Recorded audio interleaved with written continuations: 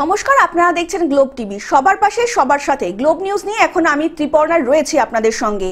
এক নজরে দেখে নেব আজকের বিশেষ বিশেষ খবর। পুলিশই অপহরণকারী, সফটওয়্যার সমস্যায় রেলের সিসিটিভি, কাব্যগ্রন্থ উন্মোচন ও সেরা বাঙালির সম্মান প্রদান অনুষ্ঠান, জীবনের ঝুঁকি নিয়ে স্কুলে যাচ্ছে পড়ুয়ারা, পদযাত্রা করলো চাকরিহারা, শিক্ষক শিক্ষিকা ও শিক্ষাকর্মীরা, বজ্রপাতে মৃত্যু হলো কৃষকের,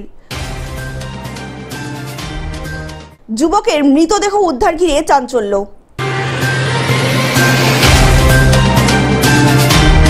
আসছে বিস্তারিত খবরে। পুলিশই অপহরণকারী। বৃহস্পতিবার ভোরে বৈদ্যবাটি পদ্মাবতী কলোনির বাসিন্দা 64 বছরের তারক ভৌমিককে অপহরণ করে নিয়ে যায় অপহরণকারীরা। 30 লক্ষ টাকা মুক্তিপণ দাবি করে পরিবারের কাছে। এই ঘটনাকে কেন্দ্র করে হুগলি শ্রীরামপুর থানায় অভিযোগ দায়ের করেন বৃদ্ধের পরিবার। অভিযোগের ভিত্তিতে পুলিশ তদন্তে নামে এবং রাত্রে আবারও মুক্তিপণ চেয়ে ফোন আসে পরিবারের কাছে। ফোনের টাওয়ার লোকেশন দেখে শেওড়াফুলি স্টেশন থেকে অভিযুক্ত অপহরণকারী অশোক দাসকে গ্রেপ্তার করে পুলিশ। আশ্চর্যের ঘটনা, অপহরণকারী নিজেও একজন পুলিশ কর্মী। নিত্যদিনের মতো আমার বাবা রোজই 4:30টার সময় দোকান খোলে। সেখানে দোকান খুলে চেয়ার জাস্ট খুলে চেয়ারটা পাচ্ছে, তখনই 3-4 জন লোক মুখ বেঁধে বাবাকে সাদা গাড়িতে তুলে নিয়ে যায় এবং আমরা তার পরক্ষণে একটা থানায়, শেওড়াফুলি থানায় কিছু বলতে ডায়েরি করতে যাই। আর আমার বৌদি বাড়িতে ছিল, বাবার ফোনটাও বাড়িতে ছিল। সেখানে ফোনে একটা আননোন নাম্বার থেকে ফোন আসে, সেখানে থ্রেটিং করা হয় 30 লাখ টাকা দেওয়া হবে, তারপর তাকে ছাড়া হবে, নাহলে তাকে মেরে ফেলা হবে। চন্দননগর আদালতে এএসআই পদে কর্মরত অভিযুক্ত Ashok Das.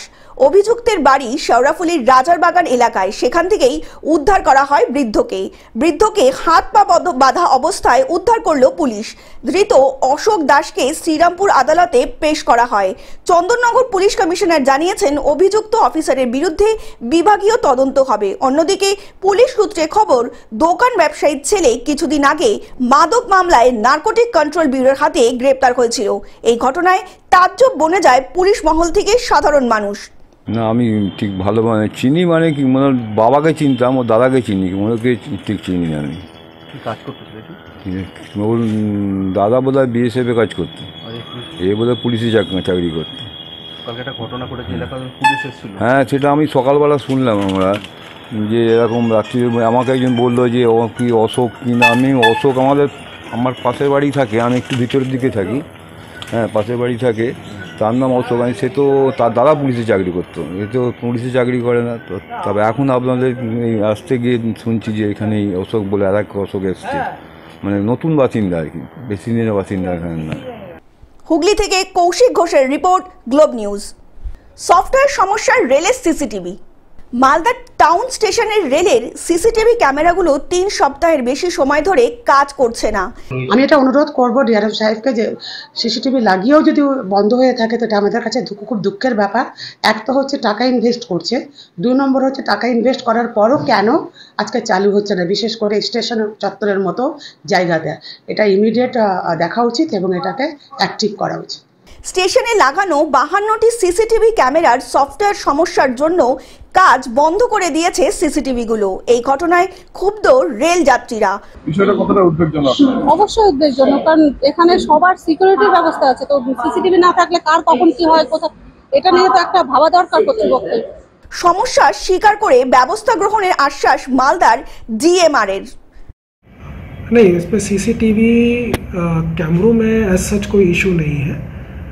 Basically CCTV system के 2-3 पार्ट्स होते हैं। एक होता है जो कैमरा है, दूसरा है उस कैमरे की जो फीड है वो एक रिकॉर्डर में जाती है, और एक सॉफ्टवेयर के माध्यम से देन और एक डिस्प्ले यूनिट होता है। तो इसमें ये सीसीटीवी कैमरा जो है करीब 52 सीसीटीवी कैमरे जो मालदा स्टेशन में लगे हुए हैं, उसमें सॉफ्टवेयर में इशू हो गया। वो सॉफ्टवेयर जो है वो क्रैश कर गया है, तो उस बेसिकली उस सॉफ्टवेयर को रीइंस्टॉल करके उसको फिर से सिस्टम को ठीक करना पड़ेगा उसमें। मालदा থেকে অভিষেক দাসের রিপোর্ট, গ্লোব নিউজ। কাব্যগ্রন্থ উন্মোচন এবং সেরা বাঙালির সম্মান প্রদান অনুষ্ঠান। 14 এপ্রিল মধ্যমগ্রামের নজরুল শতবর্ষকী সদনে আন্তর্জাতিক সাহিত্য সমন্বয় কেন্দ্রের উদ্যোগে অনুষ্ঠিত হল 2000 বছরের সর্ববৃহৎ কাব্যগ্রন্থের মোড়ক উন্মোচন ও সেরা বাঙালি 2025-এর সম্মান প্রদান অনুষ্ঠান। সব লেখক লেখিকাদের আমার সাথে সাহিত্যের কোনো যোগাযোগ নেই। আমি বেসিক্যালি এই সম্মানটা পেয়েছি মানবাধিকার কাউন্সিলের তরফ থেকে, যেহেতু মানুষের পাশে থেকে মানুষের সাথে সাথে সংবিধান রক্ষার দায়িত্ব আমি পূর্ণ করি। তো তার জন্য সেরা বাঙালি পুরস্কার এই আন্তর্জাতিক মঞ্চ থেকে পেয়ে আমি নিজেকে সত্যি খুব আপ্লুত, আমি ধন্যবাদ জানাচ্ছি। এই অনুষ্ঠানে সম্মানিত হন বাংলা ভাষা ও সংস্কৃতিতে অনন্য অবদান রাখার 10 কৃতি বাঙালি। আজকের নারী সম্মান পান মিস কলকাতা 2022 শর্মিষ্ঠা রায়চৌধুরী ও ভবিষ্যৎ প্রতিভা অথশ্রী বর্ধন। অন্যদিকে সাহিত্যিক তপন বন্দ্যোপাধ্যায়, চিত্রশিল্পী সুরজ চক্রবর্তী, সমাজকর্মী ও শিক্ষাবিদ রাজীব সেন, সমাজসেবী ডক্টর চন্দ্রচূড় গোস্বামী, সাহিত্য সাধক প্রবীত কুমার বসু, সঙ্গীত শিল্পী মল্লার ঘোষ ও সুভাষ সিং রায়, কবি কার্তিক দেবনাথ, সাহিত্যিক প্রবীর কুমার বিশ্বাস ও বাংলাদেশ ডেপুটি হাই কমিশনের তারিক চয়ন এবং আন্তর্জাতিক সাহিত্য সমন্বয় কমিটি তারা আমাকে এই সম্মান দেওয়ার জন্য আমি তাদের সম্পাদক এবং সেক্রেটারিকে আমি আন্তরিক শুভেচ্ছা জানাই। এই অনুষ্ঠানে উপস্থিত ছিলেন দেশ বিদেশের বহু গুণী মানুষজন। অনুষ্ঠানের সমাপ্তি ঘটে অনগ্য পরিবেশনের মধ্যে দিয়ে। প্রত্যেকে রয়েছেন তো এত মানুষ এবং 3000 জন দর্শক, এত মানুষের সামনে থেকে এই আজকের নারী সম্মান পেয়ে আমি ভীষণ ভীষণ আনন্দিত। কলকাতা থেকে অনির্বাণ দত্তের রিপোর্ট, গ্লোব নিউজ। জীবনের ঝুঁকি নিয়ে স্কুলে যাচ্ছে পড়ুয়ারা।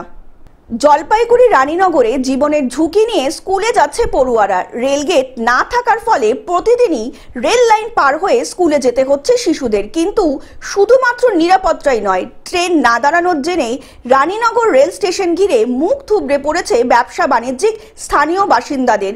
ওইটা মিশনারি একটা স্কুল আছে যেটা সম্পূর্ণ হ্যান্ডিক্যাপ স্কুল। ওরা হ্যান্ডিক্যাপ স্টুডেন্টদের নিয়েই ওরা কোলে করে পার করে, গাড়ি এই পারে থাকে, কোলে করে বাচ্চাদের ওই পারে পার করিয়ে দেয়। ওইখান থেকে ওরা আবার স্কুলে যায়, আবার ছুটির পরে কোলে করে একটা একটা করে স্টুডেন্টকে এই পারে ওরা পার করিয়ে তারপরে ওদের মিশনারি গাড়িতে নিয়ে যায়। অভিযোগ, করোনার আগে একাধিক ট্রেন এখানে দাঁড়াতো, এখন দাঁড়ায় না। ফলে যাত্রী নেই, কেনাকাটা নেই, বৃদ্ধিও নেই। এই স্টেশন সংলগ্ন এলাকায় বহু ছোট ছোট ব্যবসায়ী এই যাত্রী নির্ভর করেই চলছে। ট্রেন বন্ধ হবার সঙ্গে সঙ্গে ক্ষুদ্র ব্যবসার রুটে কার্যত ছুরি চালিয়েছে রেল, এমনটাই অভিযোগ জানাচ্ছেন স্থানীয়রা।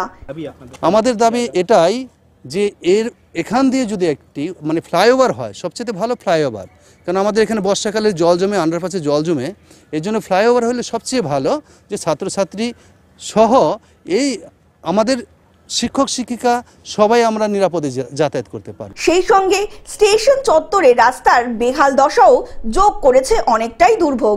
এলাকাবাসীদের দাবি রেলগেট, রেলগাড়ি থামানো এবং স্টেশন চত্বরে উন্নয়ন। এই কথা বলেই স্থানীয় সকলেই রেলের দৃষ্টি আকর্ষণ করতে চাইছেন। এবার শুধু সময়ের অপেক্ষা। দিন ধরে এখানকার লোকের ডিমান্ড যেটা, যে দুটো রোড লাগে, একটা হচ্ছে অ্যাপ্রোচ রোড, দেখছেন খুব খারাপ কন্ডিশন। এই রোডটা রেলের আন্ডারে ছিল কিনা আমাদের কাছে শিওর ছিল না।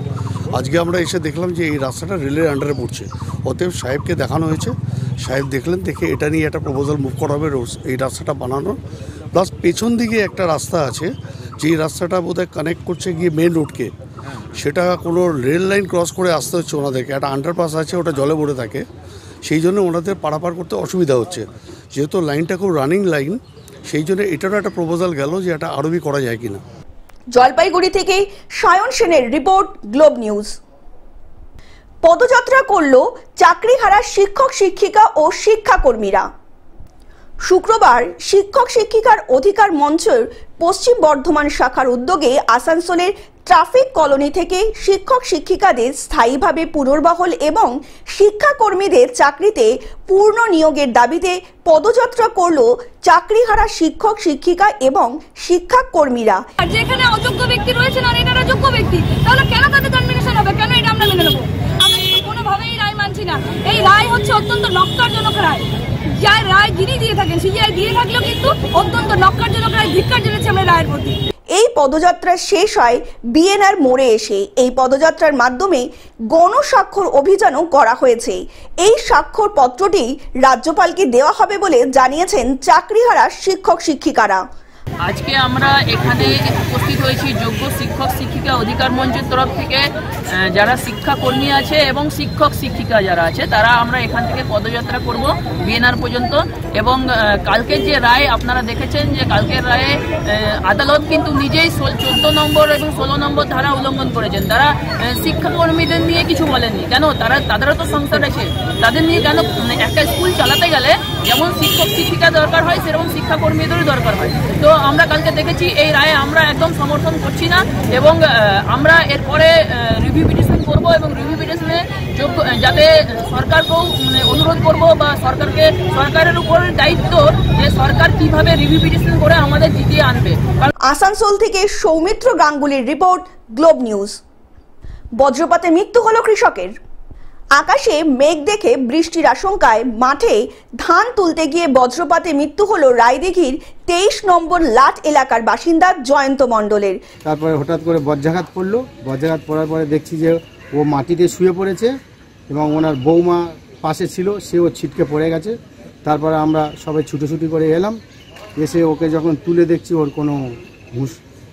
বজ্রপাতের ফলে কৃষকের শরীরে একাধিক অংশ পুড়ে গিয়েছে।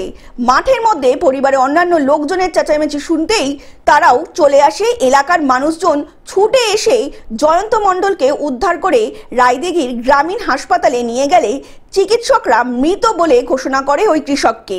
কি করে যে ওই মেয়েটা ও সংসার চালাবে আমরা সেটাই এখন চিন্তায় আছি। আমরা তো সরকারের কাছে বিনীতভাবে প্রার্থনা করব, একটা সংসারে কর্তা হঠাৎ করে একটা দুর্ঘটনাজনিত কারণে যদি মৃত্যু হয়, সে তার মরার সাথে সাথে তার তো শেষ হয়ে গেল, কিন্তু এই সংসারটা কি করে বাঁচবে আমরা গ্রামের লোকরা খুব চিন্তিত।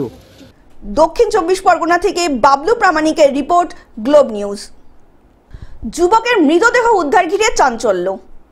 পশ্চিম মেদিনীপুর জেলার চন্দ্রকোনা থানার চালতাবাদী এলাকার ঘটনা। বৃহস্পতিবার 22 বছরের রফিক গায়েন রাতে বাড়ি থেকে বেরিয়েছিল জলসা দেখতে।